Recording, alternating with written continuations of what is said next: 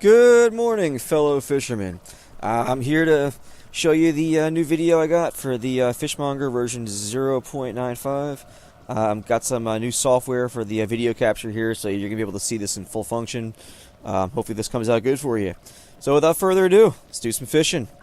That Piggle's tired of me dancing for him anyway, so I'm going to head on over to one of my favorite spots here in the Garrison. It's a favorite spot because it works really good for me. The lighting on the bobber's good, and the program likes it. So I'm going to kick over to here. I'm going to stand about right here-ish, somewhere in this area. First person. Going to fire up the Fishmonger. Going to bring this down to the screen so you can see the whole thing. Open my bags up. Might have to pause here real quick. Nope, we're good. Got my bags open, so you can see how much fish I got in there. And I'm going to position about right here. Everything is kind of set up for where I need to be. Oh, actually, I want to bring this down a little bit. Somewhere in the 90-ish range should work out good for me. Alright, I'll save that for next time. Got my little do not disturb on. Basically, I'm going to start rolling with this. While this is fishing, I'm going to talk a little bit about some of the new features we got here, and in some of the other videos I'll go into a little bit more depth. But version 0.95 adds some tweaks to the overlay. You should be able to actually see this now. You can see the overlay, which is nice. Normally you can't see that in the video. But there's a blue background with white text on it. That works out much better for Windows 10. I acquired a computer with Windows 10, and one of the things I never liked is the text on Windows 10. For some reason, with this program, looked horrible. So with the blue background and then the white text on top of it, it's a lot easier to see the text there for Windows 10, which is really nice. And also, the font's a little bit larger, so it should be a little bit easier to see overall. But there's a fish count timer that's added over here. Real quick, I'll move my mouse. Up here, you can see it says time, and then it says M. That's basically for minutes. So let's say right now I have fish quantity at 100, and I want to fish for... I don't care about how many fish I catch, I just want to fish for a certain period of time. You enter fish quantity as 0, and time you put like 30 for 30 minutes, or 60 for an hour, or 120 for 2 hours. Basically, however many minutes you want to fish. And what happens, you hit start, it fishes for that period of time, and then stops. So that's nice in case, let's say you only have a certain amount of time, you want the computer to be on, you only want to fish for a handful of, a little bit of time. You can set that up. Instead of guesstimating with the fish quantity, you can actually just use a timer. There's the auto calibration function, which I'll actually go into greater depth in a different video. But really what that does is that fishes a bunch of times, and it changes the color sensitivity and keeps a log of how well it's actually doing the fishing. So you can kind of, exactly what it says. You can auto calibrate. The software will spit out a report at the end, and it'll tell you what actually did the best. So it's good for knowing that. That way you can, come back to a spot in the future, and you can dial in your settings for that particular spot and always get the best fishing experience. I've also got a subscription model that's been incorporated into this latest software, and really what that does is it allows you to not only purchase the software, but then purchase a subscription to it for in increments of 30 days. Having a live subscription always guarantees you the ability to use any future updates that I push forward. You're going to have full access to any questions that might come up, and I'll certainly help you out with anything to get this working the best for you. I got some upcoming plans. I plan on adding an auto logout function, which pretty much will fish, and then when you're done fishing, you have the option of basically automatically logging out of the game, so you're not standing there idle for a while. And then I also want to put in an auto login feature, which will allow you to auto log out, and then let's say 5, 10, 20 minutes later, a half hour later, log back in again and continue fishing. So instead of having to sit there for 8 hours at a time fishing, you could break it up. Fish for an hour, take a break for a half hour, fish for another hour, or whatever, on and off, and that way it'll make it look a little bit more realistic as far as your habits go, because certainly nobody in their right mind actually has the ability to sit and click on a bobber for 8 hours at a time, so it kind of makes you look a little bit more realistic with the fishing. I also plan on adding some customization options to this, which will allow you to adjust things like the background color. Like right now it's blue with white text. I got yellow for the squares. It's not the prettiest thing in the world, but it works. And that's just one of the reasons I like it. And then also things like the timing of the software. Like right now the software has a certain time that it runs. I want to put the ability in for you to adjust that. That way if you're running on an older, slower computer and it's having problems, you need to slow things down a little bit, you can do that. Or if you're running a top-of-the-line program or computer and you just want this thing to be a lot more efficient and cast and spit out casts and catch and have absolutely no downtime, it'll give you the ability to dial that in. So those are some things I plan on working on in the future. And then some previous features, I'll just go over real quick. You can see on the, let me pause this. Up top here, I'm going to talk about some of this stuff here and some of these things going down. But the health checker, right now that's enabled. And really what that does is just checks to make sure that you're still alive. If you die for whatever reason, if you're fishing out in the open world, it automatically stops fishing and basically will eventually log you out. The auto fillet option puts the blade bone hook on, so that way as you catch fish, it automatically fillets them. Saves you the trouble of having to go through and manually click onto them over and over and over and over and over. When you get hundreds of fish, it takes forever to do that. It's annoying. The auto fillet takes up more bag space, but you don't have to click on stuff all the time, which is nice. I got the bobber tracking function. Right now it's off, which is why my mouse resets every single time it catches, but it doesn't do anything. I'm able to move my mouse in between catches.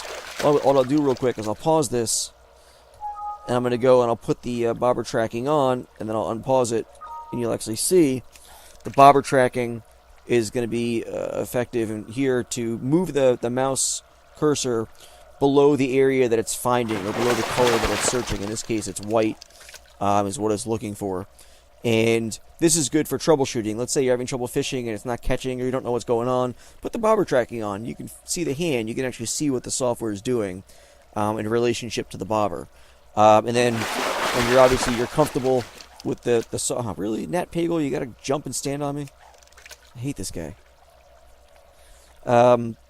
Once you're sometimes he spawns, it's horrible. He'll spawn like in the water and like die and basically just drown, like right there, like he'll like put out the scream. Good day like, to you. And basically he'll just say, he'll just die out of nowhere, and then like he'll come back to life every 10 minutes, like he visits me. It's really annoying. I wish he wouldn't pop right on me, but I missed a couple fish because of that. So anyway, once you're comfortable with the software actually finding the bobber, you can take bobber tracking off. That way you're able to move the mouse around in between casts. It's something I wouldn't, recommend you do all the time, because obviously the software takes control of the computer. But if you wanted to check things, talk to people, click on stuff in your bags every once in a while, you have the time to do that. I got a do not disturb function, which basically allows you to put a custom do not disturb message in. Logging data was from before also. It basically saves all the data from your fishing into a report that if you're having problems, you can basically send me the report, I'll analyze it and take a look at it and see what I can do to help you out as far as fixing your fishing goes. The overlay, which obviously you can see is up right now, I can take it off. Oops, let me get that just to show you. I can click on that and actually take the overlay off. Overlay actually uses a decent amount of processing power. I don't know why. It's pretty simple, but so if you have a slower computer, if you notice it kind of being choppy, you can basically disable the overlay when you're fishing. But I'm going to put it back on here. I like to look at the statistics while I'm recording. And then the fish quantity up there, basically you can type in how many fish you want, to catch.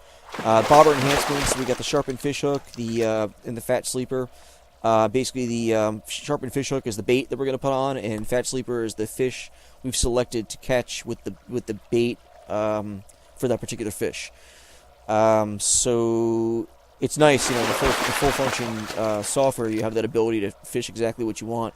I'm catching a lot of enormous crescent saberfish right now. I think it's because I actually don't have any fat sleeper bait. No, actually I do. I see it right there.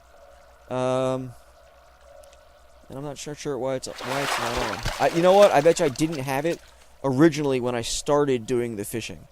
So let me see if I can pause this real quick. Use fat sleeper bait. Manually type that in. It's going to put that on. I'll unpause. And now I should start catching fish that I actually want to catch. because I have way too many crescent saberfish. I need the good stuff.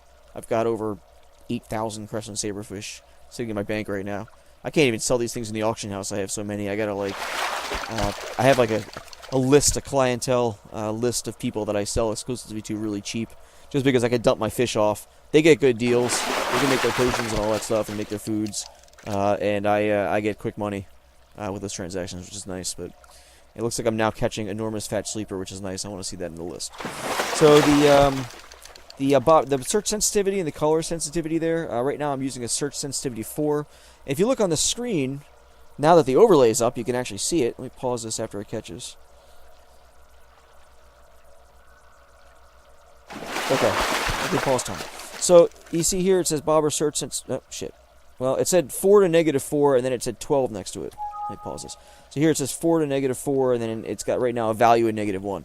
So whatever these numbers are here, you want to kind of analyze them when you're fishing. They're going to stay mainly around 0, but they're going to maybe go 1, -1, 2, 3, you know, whatever their average is. You want to set this to be a little bit higher than what the range of the numbers are here, because when the bobber goes to get caught, this number spikes up real high. When this number goes above this number, that's when it goes to catch the fish. So you want to make sure this isn't set too high, not set too low. Again, you want to be a little bit above these numbers here. Somewhere in the range of 4 to 3 works out generally good for everything I'm doing. I'm going to unpause this here. The color sensitivity right now, it says 90. And right now the color is color 1, which is white. So what I'm doing is I'm searching for the color white within the yellow box area there. And I'm finding not only white, but any color that's 90 shades away from white. So really, you could picture like a color gradient, white being the brightest color, and then it gets slowly darker and darker and darker, you know, all the way to black would be at the end. But right now, the only thing that's close to that color is the top of the bobber. See, that's a nice white, bright white color on the top of the bobber there. So it's easily able to find that. Oh, see, now that one's not going to find because it's dark. That one's not going to find also because it's dark. And it's dark, yada, yada, yada, it's dark. You know, like I said, this isn't one of the greatest spots, but it's one of the spots that I use inside my my garrison. I do a lot more fishing on Horde. That's a little bit easier to work with. But let me pause this real quick. Actually, I'm going to stop this. Hit F7, stop it up, take off the overlay. I'm going to show you a better spot over here in the water.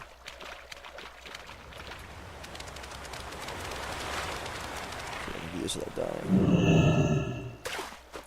A lot of times I hit the water with my frickin' this thing and it kills me. I hate it. Alright, so I'm going to head over to Shadow Moon Valley. Now this is technically the open world here.